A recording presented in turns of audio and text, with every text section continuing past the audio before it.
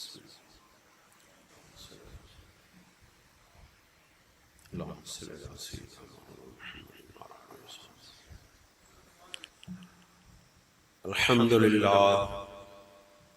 الحمدللہ وقفا والصلاة والسلام علی سید الانبیاء والمرسلین، اما بعد فاعوذ باللہ من الشیطان الرجیم، بسم اللہ الرحمن الرحیم۔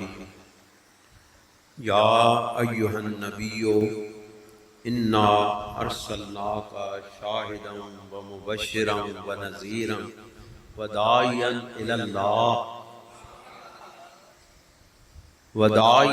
اللہ بإذنہ وسراجا منیرا۔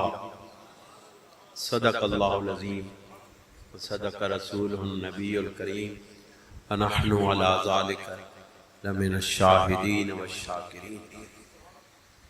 حضرات گرامی، آج کی یہ خوبصورت محفل میلاد جو خلوص کی انتہاؤں، بلندیوں اور گہرائیوں کے ساتھ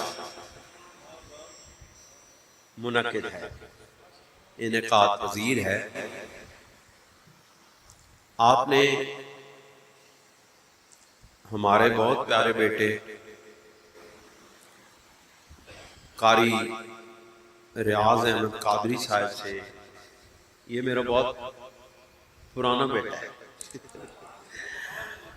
سے تلاوت کلام مجید سنی، اور آپ یقین جانیے میں اس بات کی گواہی دیتا ہوں کہ یہ بندہ کسی لالچ کے بغیر قرآن حکیم کی تلاوت کرتا ہے، جس کی وجہ سے اس کی آواز میں سوز و گداز ہے جو دلوں کے اندر ایک ایک حرف اور ایک ایک لفظ اتر جاتا ہے۔ حضرات گرامی، آپ نے پھر نعت خوان حضرات سے میرے محبوب صلی اللہ علیہ وآلہ وسلم کی نعتیں سماعت فرمائیں۔ یہ بھی خلوص اور محبت کے پیکر ہیں، اور انہوں نے بھی بالخصوص برانی صاحب نے جو ہمارے دلوں کو تڑپا دیا ہے۔ بڑے عرصے بعد یہ اپنے اصل فارم میں آئے۔ اس کی ذرا گونج کم کر دیں، تھوڑا سا کم کر دیں۔ تو ان خوبصورت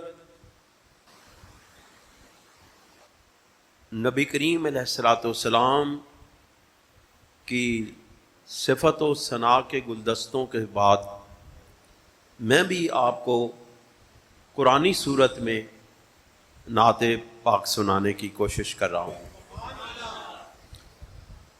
اللہ کریم نے ارشاد فرمایا، یا ایہا النبی انا ارسلناک شاہد،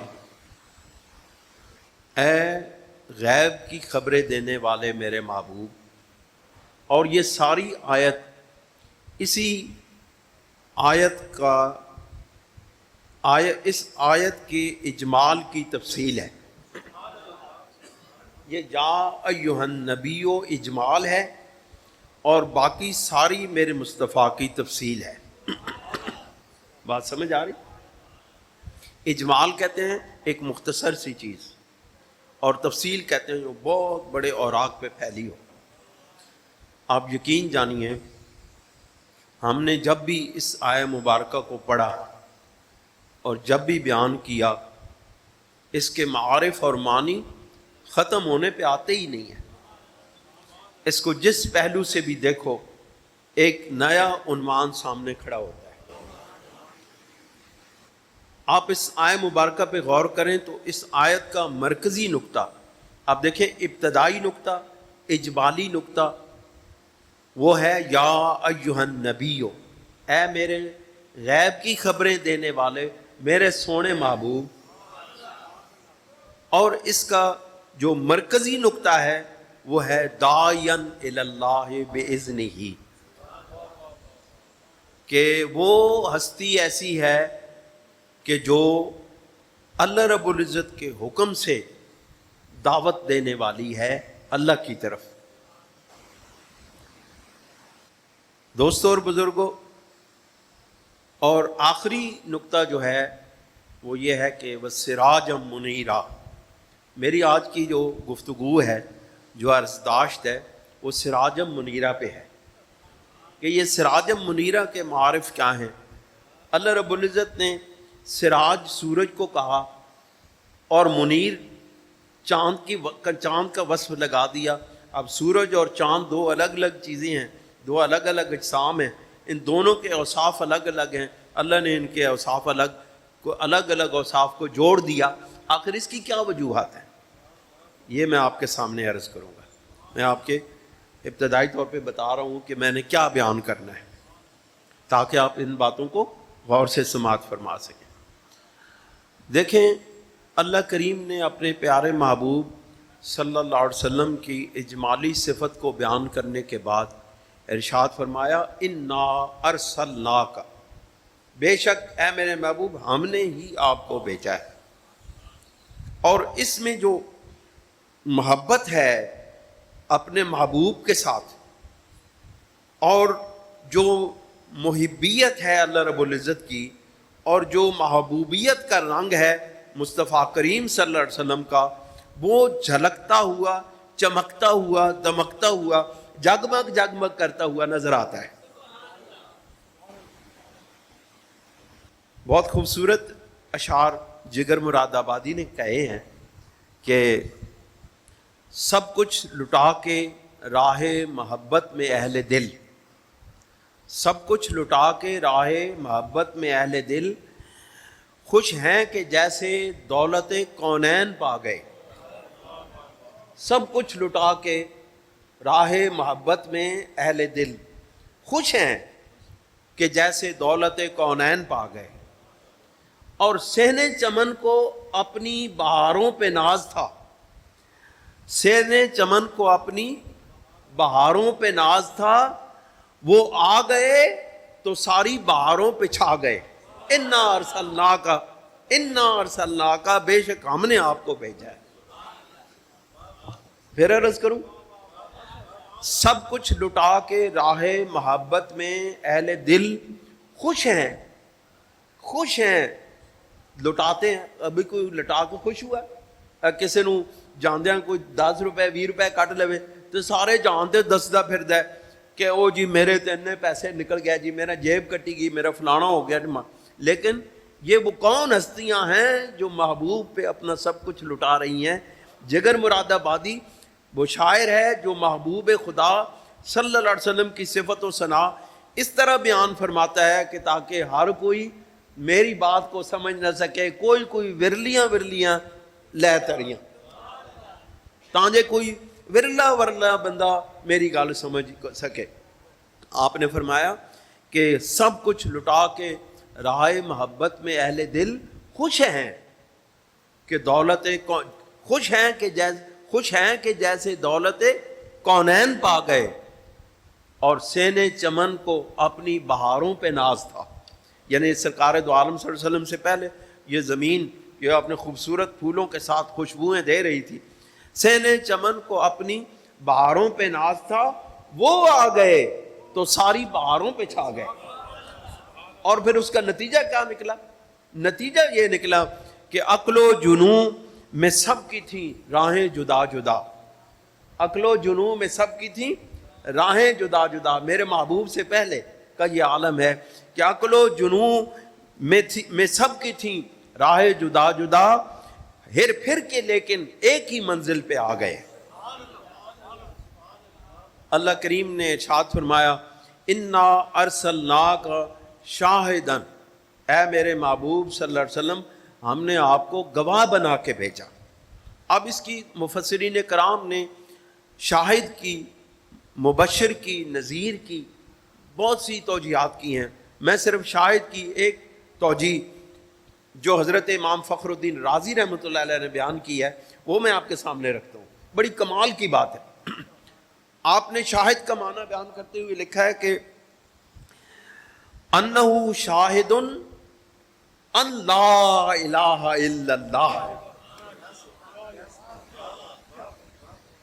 کہ بے شک وہ ایسے گواہ ہیں کہ جنہوں نے گواہی دی کہ بے شک اللہ رب العزت کے سوا کوئی معبود نہیں۔ اب اس گواہی کو ساری کائنات نے تسلیم کیا، اور اس گواہی کو مانتے ہوئے سب ایمان لے آئے کہ اللہ الہ الا اللہ۔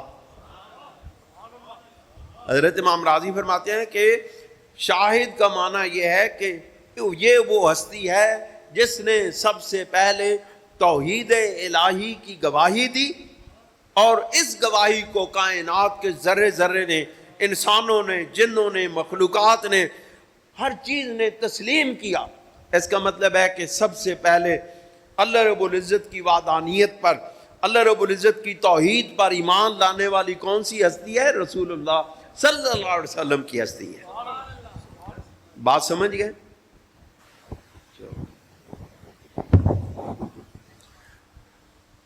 آپ فرماتے ہیں کہ انہو شاہد ان لا الہ الا اللہ وعلی ھذا لطیفۃ۔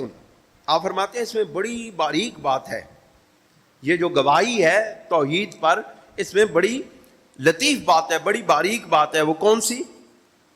وَهُوَ أَنَّ اللَّهَ جَعَلَ النَّبِيَّ شَاهِدًا عَلَى الْوَحْدَانِيَّةِ، کہ اللہ رب العزت نے نبی کریم علیہ السلام کو اپنی وحدانیت پر، اپنی توحید پر گواہ بنایا۔ وَالشَّاهِدُ لَا يَكُونَ مُدَّعِيًا، اور جو گواہ ہوتا ہے وہ مدعی نہیں ہوتا۔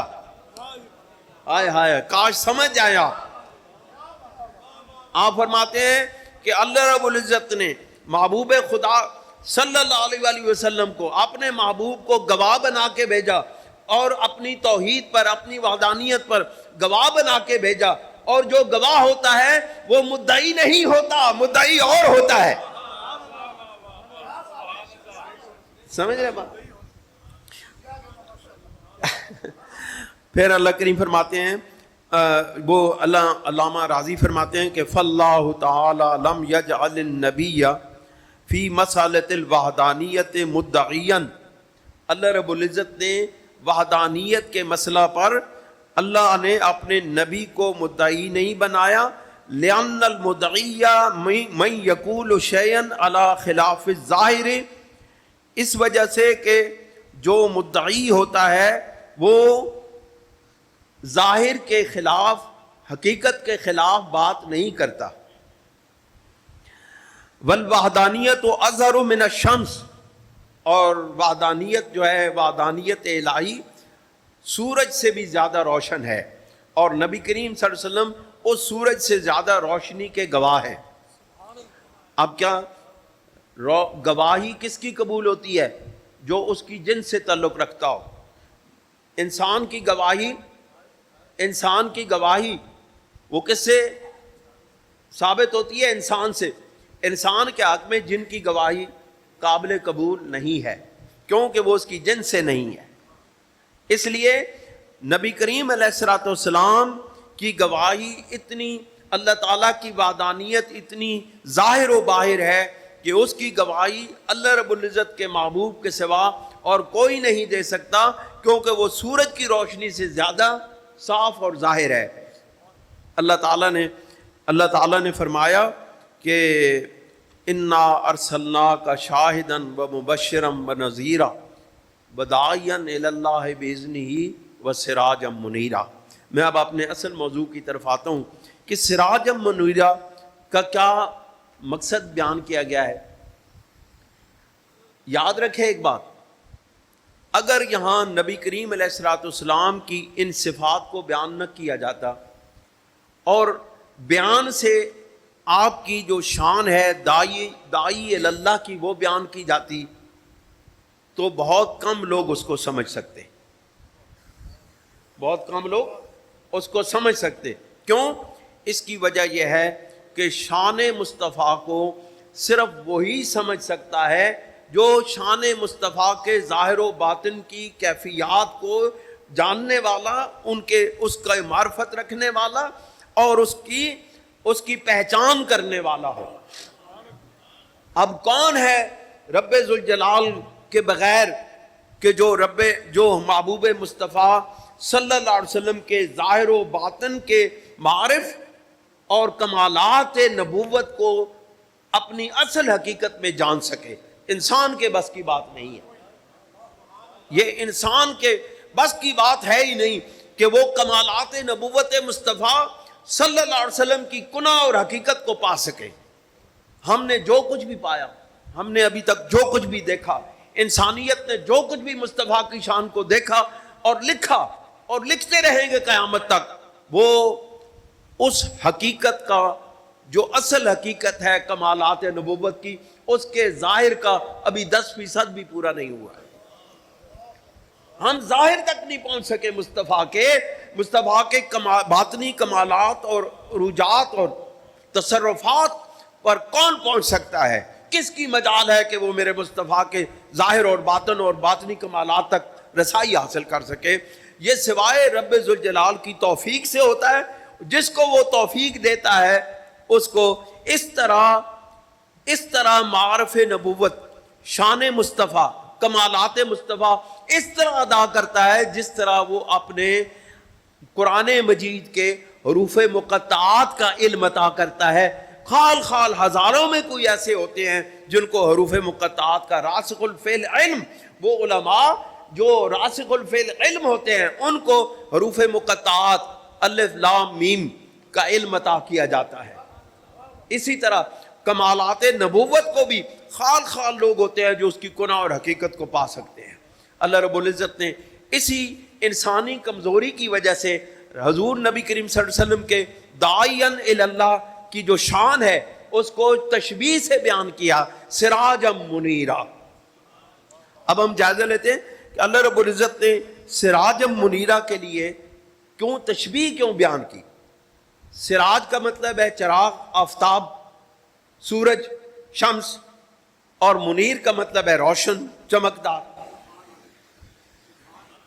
ابھی میں آپ کو جب سراجم منیرہ اور سورج کے کمالات، سورج کے اوصاف بیان کروں گا تو آپ کو معلوم ہو جائے گا کہ یہ اللہ رب العزت کے جو اللہ رب العزت نے جو 10 الفاظ کا مجموعہ میرے محبوب کی شان میں بیان کیا ہے، یہ ایسا مجموعہ ہے 10 الفاظ پر مشتمل جس کو اگر کوئی بندہ ساری زندگی بیان کرتا رہے یہ اوصاف ختم نہیں ہوتے۔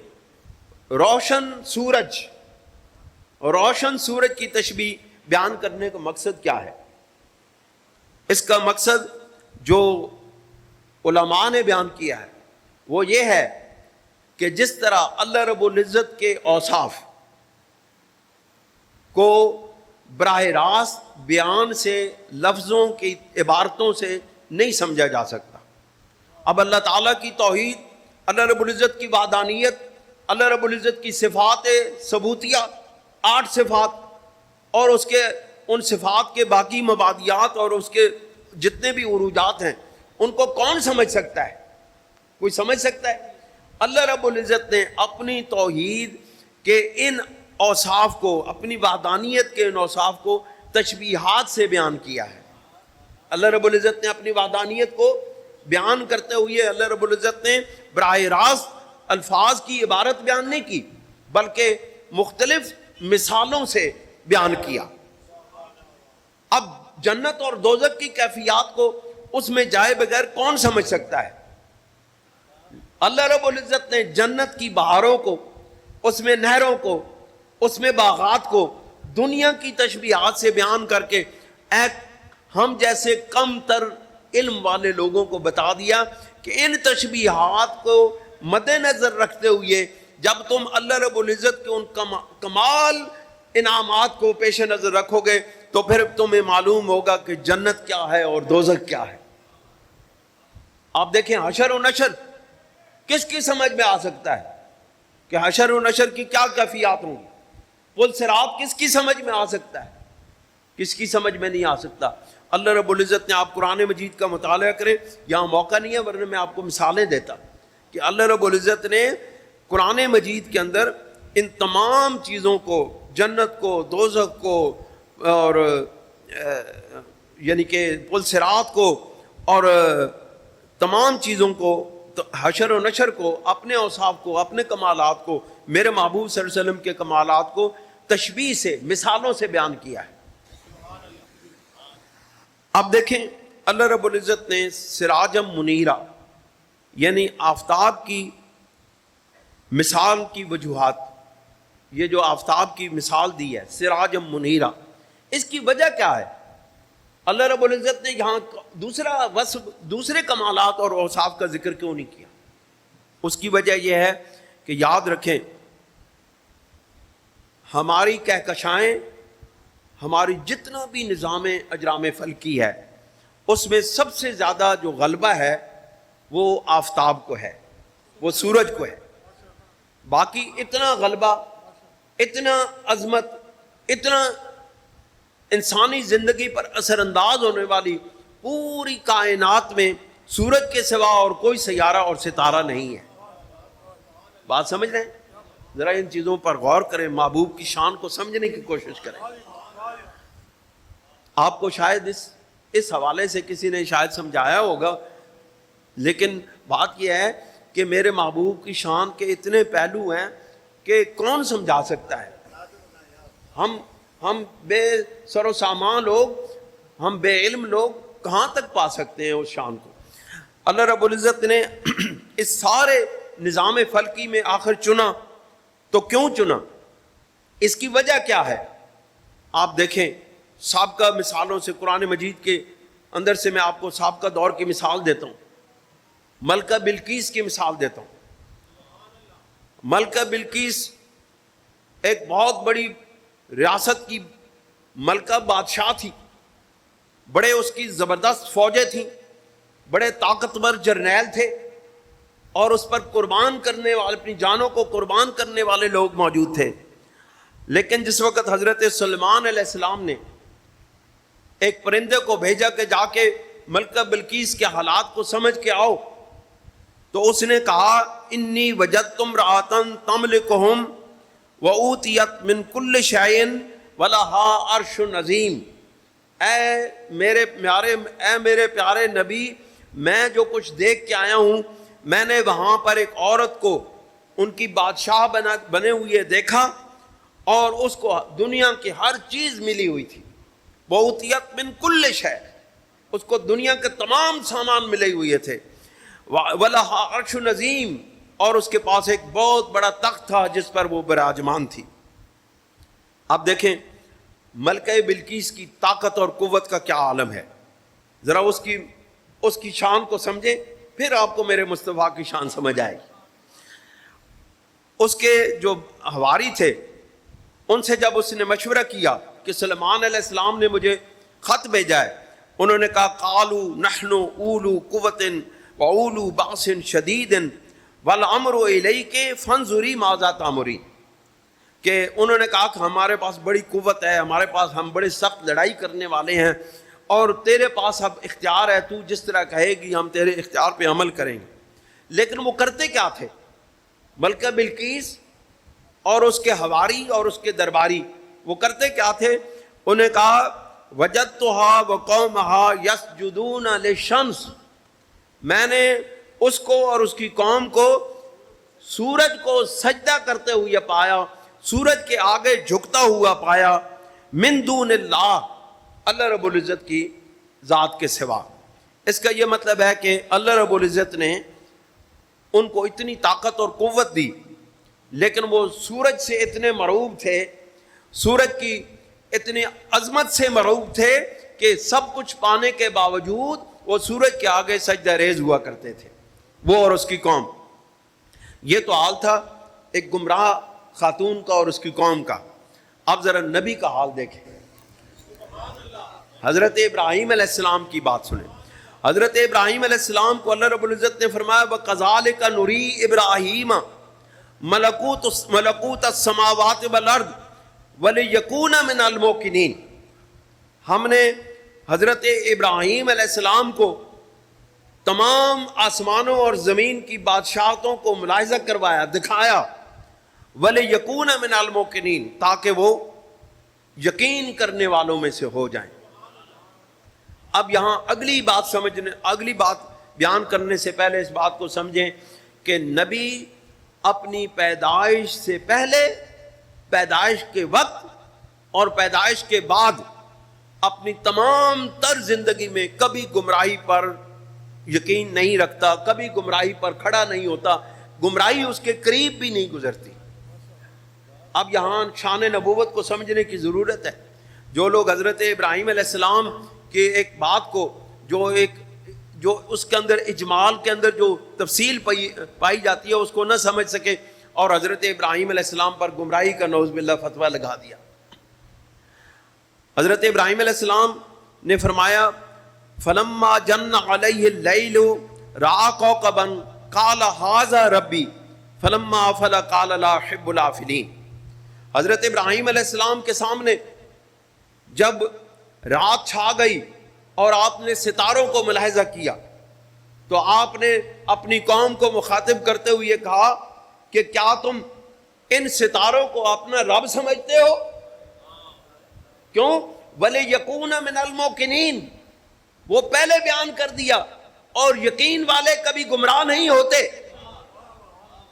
وہ پہلے آیت میں بیان کیا، آیت نمبر 75 میں اور آیت نمبر 76 میں کہا کہ جب قوم کو سامنے لا کے بٹھا کے کہا کیا تم ان ستاروں کو اپنا رب مانتے ہو، اور خود نفی کی کہ میں غروب ہو جانے والوں پر ایمان نہیں رکھتا، ہم ایسے رب پر ایمان رکھتے ہیں جو کبھی غروب نہیں ہوگا، جس کی شان کبھی ختم نہیں ہوتی، جس کی عظمتیں کبھی ختم نہیں ہوتی، جو سب سے اعلیٰ اور عرفہ ہے، اس کی رفعت اور شان کبھی کم نہیں ہوتی، ہم تو اس کے ماننے والے ہیں۔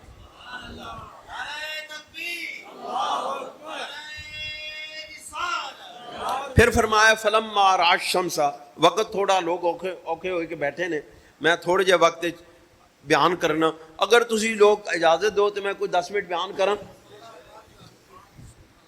اللہ رب العزت نے فرمایا فلما رأى القمر بازغا، جب آپ کی قوم نے چاند کو روشن دیکھا، قال ھذا ربی، کہا یہ تمہارا رب ہے، تم اس کو اپنا رب کہتے ہو۔ فلما افل قال لئن لم يهدني ربی لاکونن من القوم الضالین۔ آپ نے فرمایا پھر جب وہ غروب ہو گئے تو فرمایا اگر میرا رب مجھے ہدایت پہلے نہ فرما دیتا، میری نبوت کی شان ہے کہ ہم ہدایت والے ہیں، تو میں بھی تمہاری طرح تمہارے ساتھ شامل ہو کے گمراہ ہو جاتا، لیکن ہماری خمیر میں، ہماری سرشت میں اللہ رب العزت نے ہدایت لکھ دی ہے، ہم کبھی گمراہ، طبقہ نبوت کبھی گمراہ ہوتا ہی نہیں ہے۔ پھر فرمایا فلما رأى الشمس بازغة، پھر جب آپ نے سورج کو چمکتے ہوئے دیکھا، اب دیکھیں سورج کی عظمت کو بیان کیا ہے، فلما رأى الشمس بازغة، پھر جب آپ نے سورج کو چمکتے ہوئے دیکھا، قال ھذا ربی ھذا اکبر، کہا یہ تو بہت بڑا ہے، بہت بڑا سورج ستارہ ہے، کیا یہ تمہارا رب ہے؟ فرمایا فلما افلت قال یا قوم انی بریء مما تشرکون، اے میری قوم، میں تمہاری اس شرک سے، جب وہ غروب ہو گیا تو کہا میں تمہارے اس شرک سے برات کا اظہار کرتا ہوں۔ یہاں تشرکون، تم شرک کرنے والے ہو، میں نہیں۔ اللہ رب العزت نے شرک کی نسبت اس قوم کی طرف کی، مشرک قوم کی طرف کی، اپنے آپ کو اس میں شامل نہیں کیا، کہا میں تمہارے شرک سے بری ہوں، تم جو شرک کرتے ہو میرا اس سے کوئی تعلق نہیں ہے۔ یہاں ایک نقطہ بیان کرتا ہوں، حضرت ابراہیم علیہ السلام نے سورج کو دیکھ کے، آفتاب کو دیکھے کہا ھذا اکبر۔ یہ کیوں کہا ھذا اکبر؟ حالانکہ آپ کو معلوم تھا کہ اللہ اکبر۔ آپ نے فرمایا ھذا اکبر، تمہارے گمان میں یہ بہت بڑا ہے، اس لیے کہا کہ قوم متوجہ ہو جائے، کیونکہ ان کے ذہنوں میں سب سے بڑی جو چیز چھائی ہوئی تھی وہ سورج تھا۔ کیوں؟ سورج سے ان کی فصلیں پکتی تھیں، سورج سے ان کا نظام زندگی چلتا تھا، سورج پورے سسٹم کو سورج کور کیے ہوئے تھا، اس لیے ان کے نگاہ میں یہ بہت بڑا تھا۔ اللہ رب العزت نے کہا، یہ حضرت ابراہیم علیہ السلام نے کہا ھذا اکبر، تمہاری نگاہوں میں یہ بڑا ہے۔ اس کی وجہ یہ تھی کہ حضرت ابراہیم علیہ السلام سورج کی بڑائی کو ان کی نگاہوں میں بیان کر کے اللہ رب العزت کی بڑائی، اللہ اکبر کی طرف لانا چاہتے تھے۔ اللہ اکبر. سورج کا کہا کہ یہ تمہارے گمان میں یہ بڑا ہے، میرے گمان میں میرا رب بڑا ہے.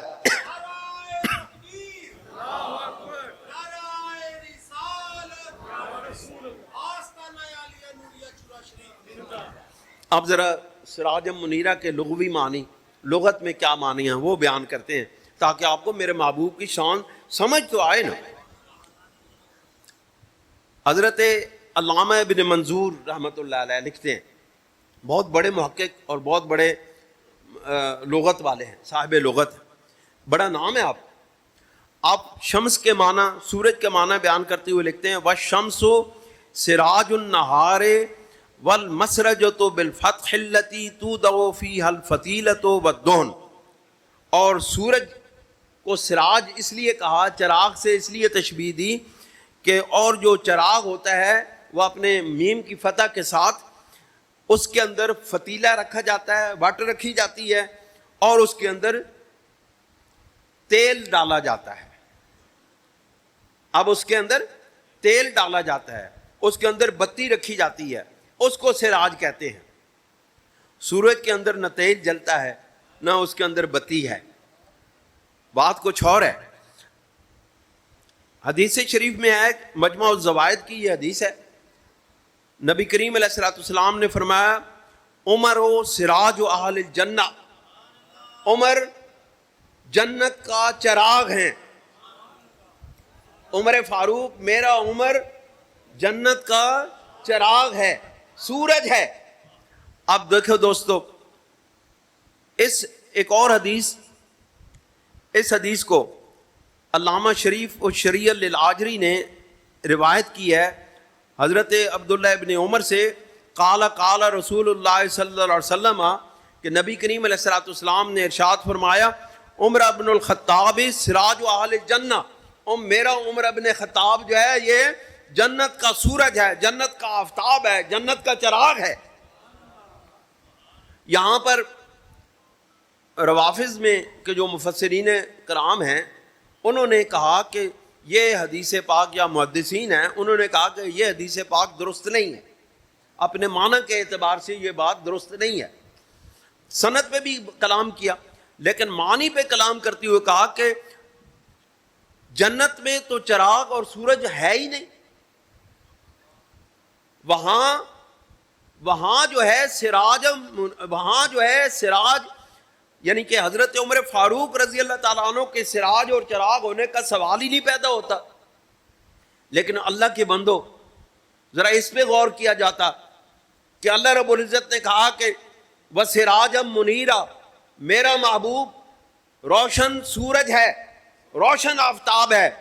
اور صفات مصطفیٰ اس دنیا میں ختم نہیں ہو جاتی، صفات مصطفیٰ ہمیشہ کے لیے قائم رہتی ہیں. میرا محبوب اس دنیا میں بھی سراج منیر ہے اور جنت میں بھی سراج منیر ہے.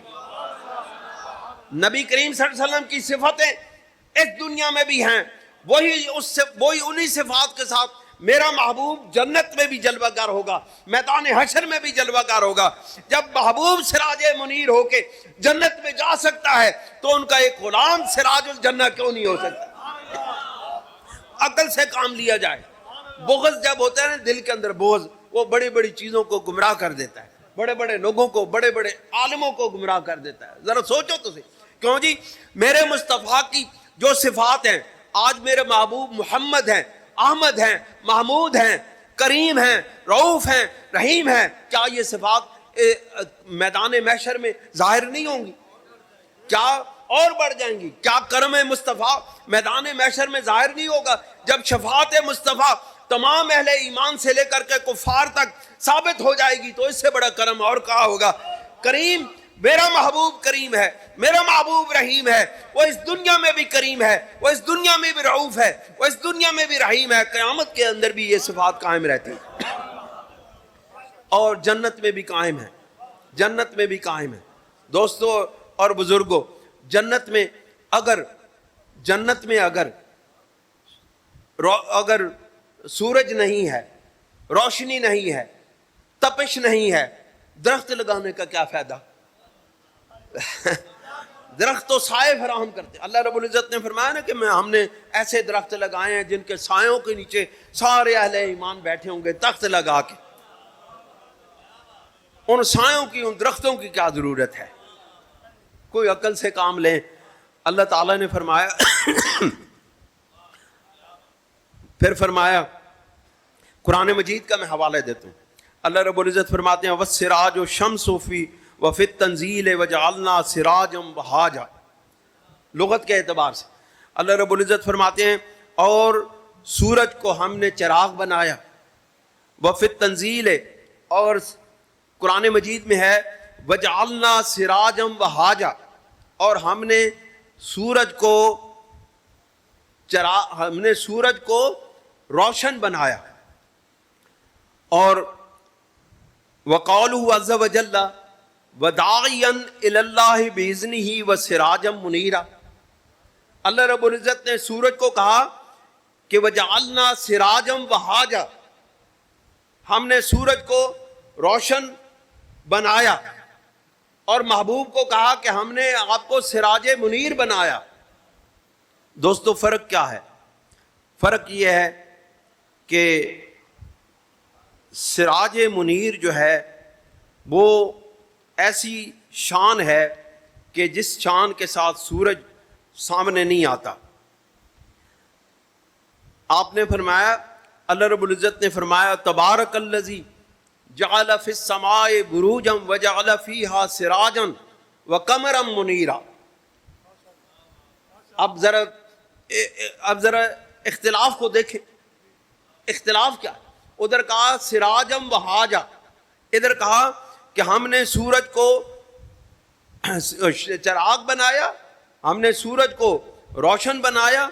وقمرم منیرا، اور چاند کو روشن چمکتا ہوا بنایا. اب یہاں سراجم منیرا کا فرق معلوم ہو جائے گا. سراجم وہاجا، یاد رکھنے، سراجم وہاجا، سراجم و منیرا، یہ دو باتیں یاد رکھیں. سراجم وہاجا، سراجم و منیرا. دوستو اللہ کریم ارشاد فرماتے ہیں الم ترو هو الذی جعل الشمس ضیاء والقمر نورا. ہم نے سورج کو روشن بنایا اور چاند کو نور والا بنایا. ہم نے سورج کو روشن بنایا اور چاند کو نور والا بنایا.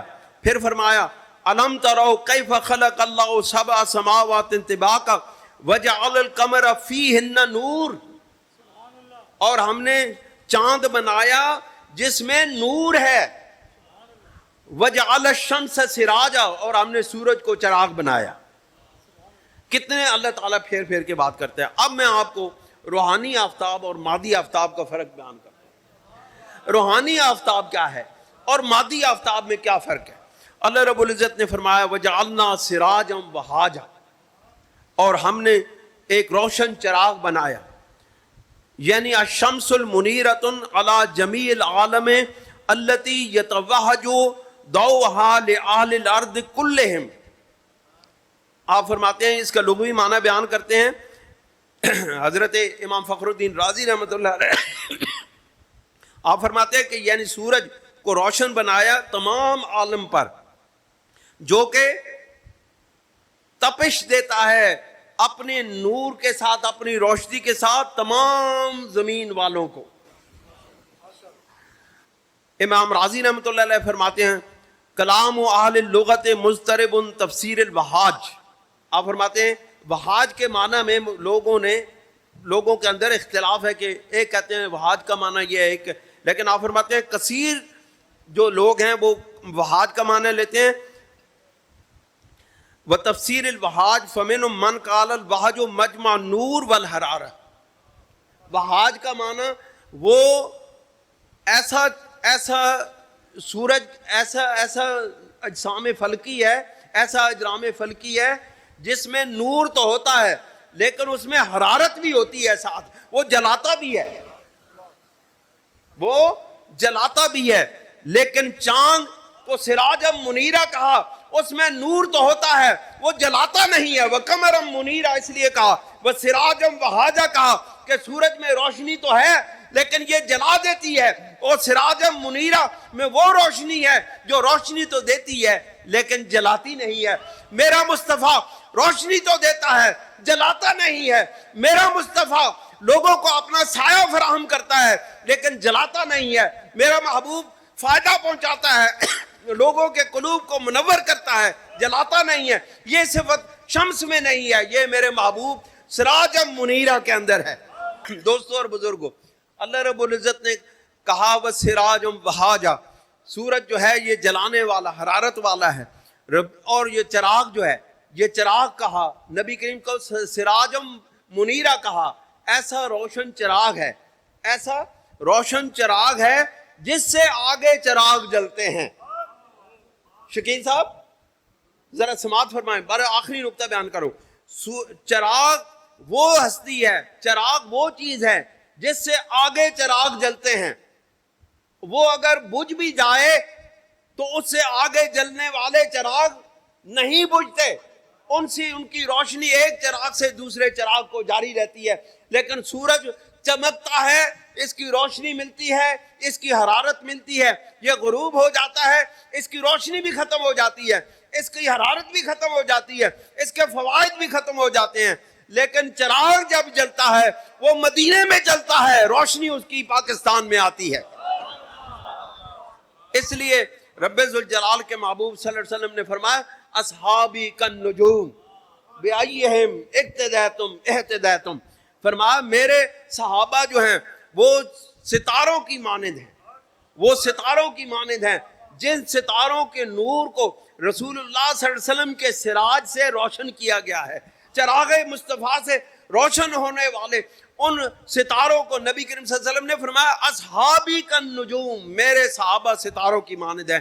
بأیہم اقتدیتم اہتدیتم, جس کی بھی تم پیروی کرو گے اس سے ہدایت پا جاؤ گے.